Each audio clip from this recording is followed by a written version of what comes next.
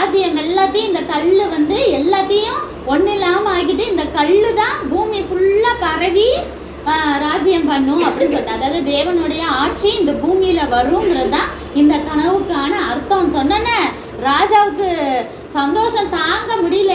அப்பா எப்பேற்பட்ட ஞானம், எனக்கே கனவுல பாதி மறந்து போச்சு, ஆனா கரெக்டா அந்த கனவை சொல்லி அதுக்கான அர்த்தத்தையும் சொல்லிட்டாரு அப்படின்னு சொல்லிட்டு ராஜாவே எந்திரிச்சு தானியலோட காலில் முகம் குப்புற விழுகுறாங்களே. எங்கேயாவது ராஜா விழுவாங்களா?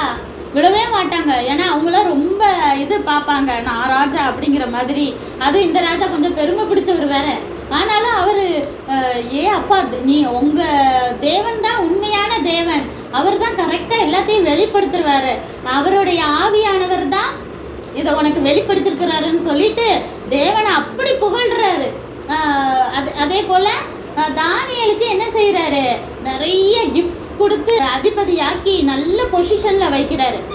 அந்த காலத்துல கொழு மண்டபம் சொல்லி ஒரு மண்டபத்துல அவர் இருந்தாராம்.